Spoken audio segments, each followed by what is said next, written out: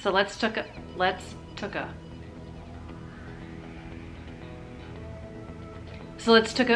oh my God. Set in the Alps, snowy isolation thriller, blah, blah, blah, blah. And then there were none, blah, blah, blah, blah, blah, blah, blah, blah, blah, blah, blah, blah, blah, blah. Or maybe don't go to your reunion is the moral of all of these stories here. And then also,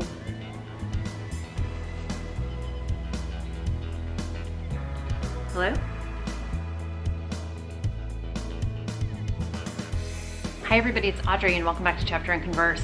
Today's video is going to be a smattering of books that I've either read or want to read that all kind of follow this theme of dark and messed up friendships in some way or another. And this video idea was 100% inspired by the fact that I just finished reading In My Dreams I Hold the Knife by Ashley Winstead. And you guys, spoiler alert, I loved this book. Compulsively read it, absolutely loved it. How this book is a debut was completely beyond me because it is just such a perfect, twisted thriller and has absolutely everything I want in a book. So I'm gonna do like a full-blown wrap-up at the end of September, but I wanna kind of do a series September wrap-up and everything else I read wrap-up. So in the everything else category, we have this. And this is College Reunion. It is 6 friends. It's a co-ed group of friends. And 10 years ago, a murder of one of the friends in the group, understandably, kind of blows up the friend group. And one of them was accused of it, later exonerated of it, but it ruined everything amongst the group, as you can imagine. And they reunite at a reunion for homecoming at Duquesne University, which is like low-key, high-key based on Duke. And all the secrets come out because somebody is still trying to get to the bottom of what happened that night. And it just forces all sorts of secrets that have been kept amongst the group in the past and the present and everything in between to come out. So we get multiple timelines, we get multiple points of view, we get multiple degrees of unlikable, dark and messed up people doing dark and messed up things, and I loved it. So for one, it got me totally in the mood to read more books like this. So no joke, while I was still reading this book, I fully was like, what other books do I own that have that messed up friendship, reunionish kind of vibe to it, and what other books are out in the universe that maybe I'm missing out on? So I pulled together a whole bunch of books. Some of them I've talked about before. At least one of them I haven't because I just bought it. But I wanted to, like I said, make some recommendations of books that I loved and then also let you guys know some books that are creeping up my list. This is why I do not make a hardcore TBR, because things will happen that will just shift my plans around. But you guys, I'm not mad about it. So let's talk about some more books that give me the feels. So the first book I want to talk about is one that I just got, and it's called Black Chalk by Christopher J. Yates.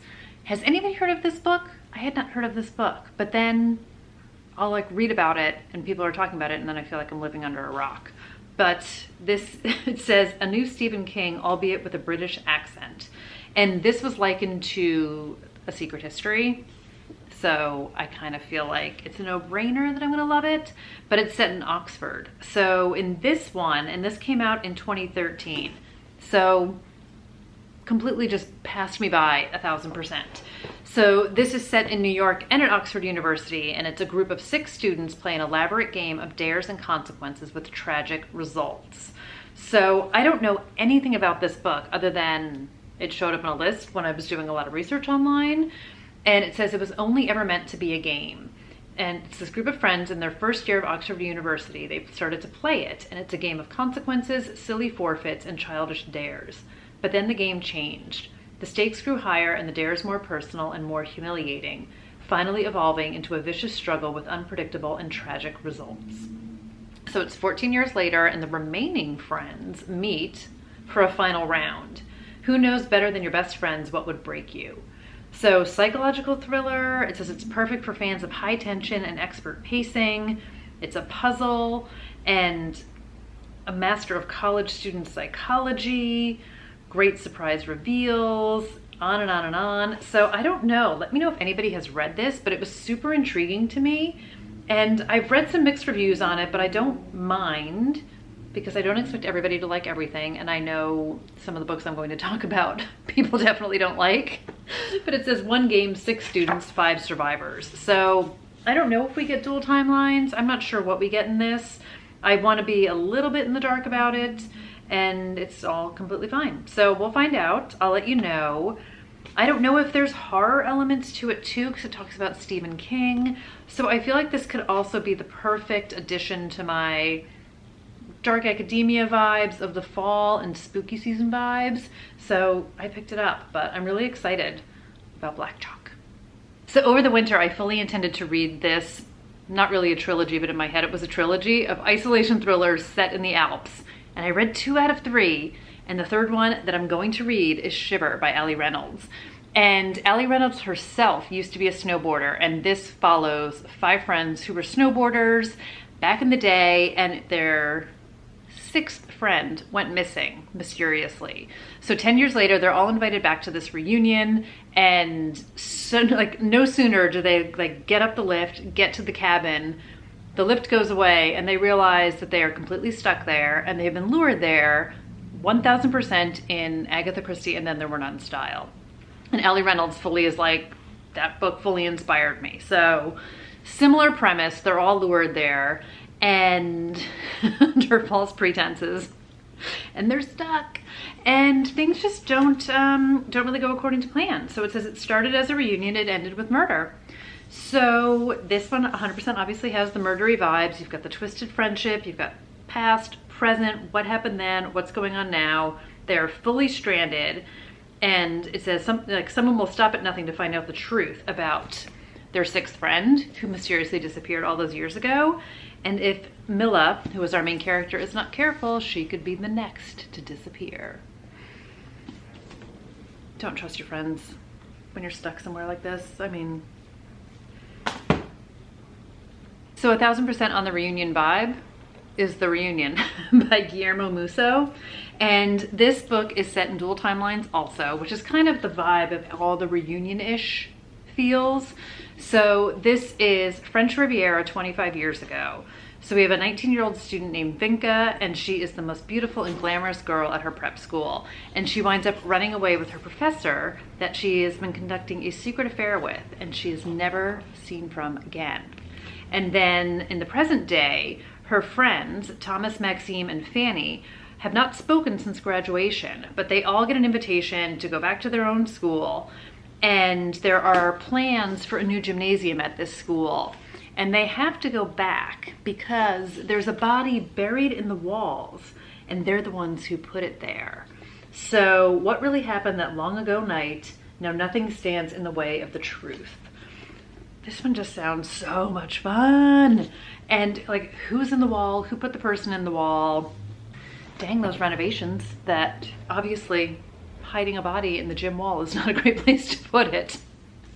But I love the mystery in the past, mystery in the present. I'm assuming we're gonna get some dual timelines here, and I'm super excited for it. So I have not heard too many people talk about this book.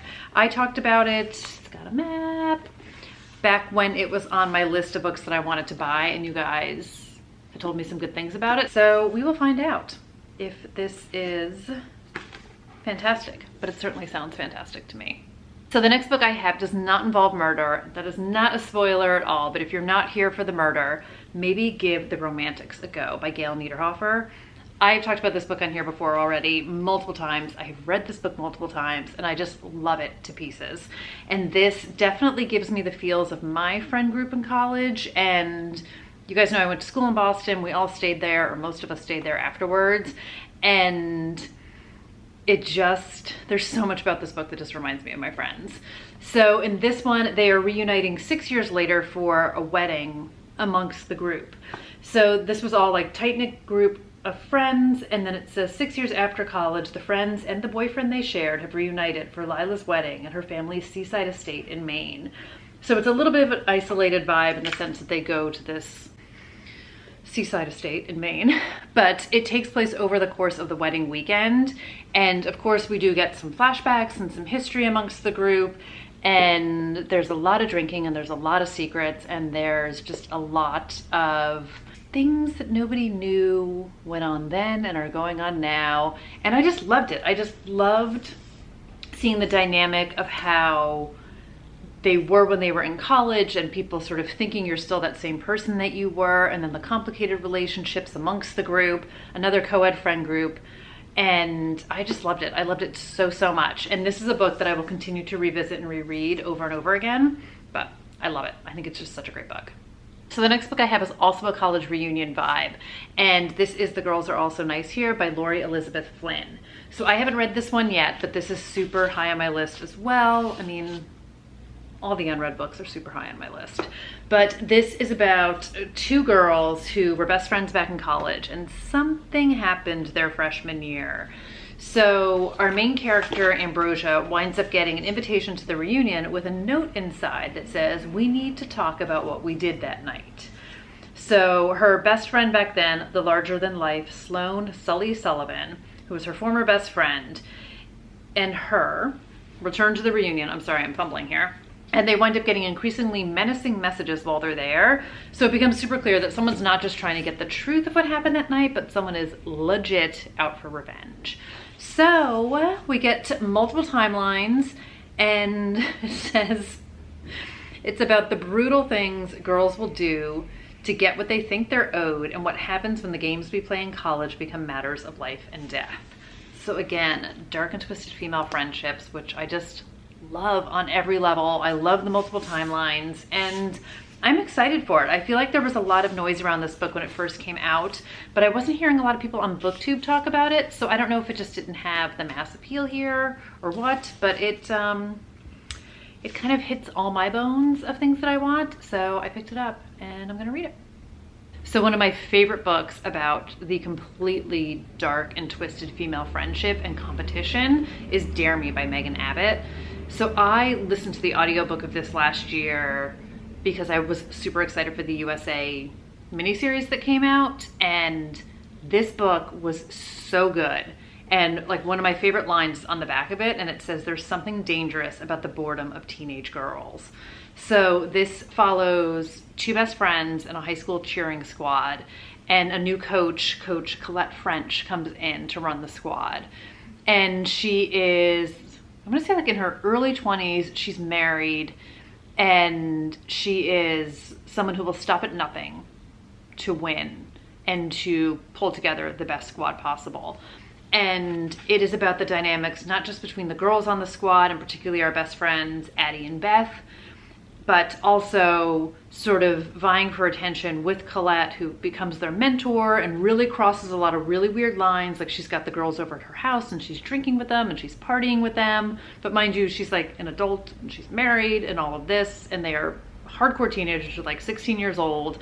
And you just get secrets and things that are twisted and manipulation, and it's perfect and it's so messed up, and not just from the dynamic between the girls, but then you also get such a dark side of the competition amongst themselves, amongst each other to be the best on the squad. And I would definitely say there's a lot of trigger warnings for this, but I really thought it was so well done. And it just is, it's so dark. And I feel like I wasn't even prepared for how dark it was, but I loved it. But just sort of the manipulation and just high school mean girls, but not in a comedic Lindsay Lohan kind of a way. But I really loved this book. I thought it was so well done, and it's so good. It's so good. I loved this book. And then a book I also listened to and wound up picking up, which gives me 1000% Dare Me vibes, is All of This Is True by Lygia Day Penaflor. And this follows a group of girls at a private high school in Long Island who are obsessed with this author. And she winds up coming to do an author event in their town, and she meets these girls at the reading and is kind of like, oh, well, for my next book, I'm going to write about a group of girls at a private boarding school. Maybe I could talk to you guys. And they are all super flattered, and in a very Coach French kind of a way, she invites them into her home and into her world, and same thing, she's like kind of like in her early mid-20s, and she's hanging out with them like she's their friends, but she's doing research for her book, and she's like manipulating them to create story and almost like to create real life plot and drama for the book that she's writing. And this is multiple timelines. This one has mixed media in it, so you have interviews because there's some messed up stuff that happened, and we know something out of the gate, and then we sort of go backwards and forwards in time to try and piece together what exactly happened and what role everybody played in it. But the audiobook is tremendous because you have multiple narrators, and kind of in like a very Sadie way. You can hear the podcast, you can hear the conversations, you can hear the interviewer, you get much different, I feel like, inflection and voice, literally, to the book. And I had read some reviews where I think people who read it didn't love it, and I could see where just the reading of it, you might not get the same experience with it, but I loved it. And I like had to pick up the book too, because there was just so much in this that I completely thought was amazing. But I would say Jeremy is definitely on the darker side of it, but this was definitely really well done, and very similar vibes in that sort of adult figure coming in and messing with high school girls and creating so much like insanity. But I loved it. So a book that has definitely a lot of secrets from a reunion, people revisiting the past, people having very different memories of the past, and not being thrillery murdery, but definitely a compulsive page turner, and one of the best audiobooks I've ever listened to in my entire life is Daisy Jones and the Six by Taylor Jenkins Reid. I loved this book too, you guys. So this is about the fictional band, The Six, and Daisy Jones, who is a singer who collaborates with them on an album. And they have all the chemistry and all the tension and all sorts of the best things about a 70s band. And they perform one night and then they never perform again, and no one ever knows what happened. And this story is the band reuniting in the present day, being interviewed in a Rolling Stone-ish kind of magazine. And all the secrets of the past are coming out, and you get everybody's point of view, and everybody seeing the same things in a completely different light, and everyone's experience. And in true Taylor Jenkins Reid style, it's just so well done. I loved this book. The audiobook is tremendous. I feel like anyone who's read this book will tell you that. It is multiple narrators, and it is Jennifer Beals as Daisy Jones, who is brilliant. It is, I always forget, Benjamin Bratt is one of the voices in it. There's just so many people, and it's just so wonderfully brought to life. I listened and read along, so you can see I dog-eared it, as I'm apt to do, and I just loved it. So if you want a reunion, rock and roll vibes, it's the Civil Wars, it's Fleetwood Mac, it is every band she talked to, like Taylor Jenkins Reid talked about how she read like every bio, it's the Eagles, it's just sort of every band you can think of, and the tension and the drama between them. And there's so much social commentary in this, and there's so much beautiful writing and beautiful language and the songs, and it's going to be an Amazon show, and I can't wait. But I loved it, and I just love getting the same story from multiple points of view, and just how everybody remembers things differently and everybody sees things differently. But I just thought it was great, and I will continue to scream about every book that she writes because she is just a genius to me. Okay, so I have two more books, one that I've read before and one that I haven't. So let's start with the one I've read, which is The Hunting Party by Lucy Foley. I know I talk about this one all the time too, but I just love it, you guys.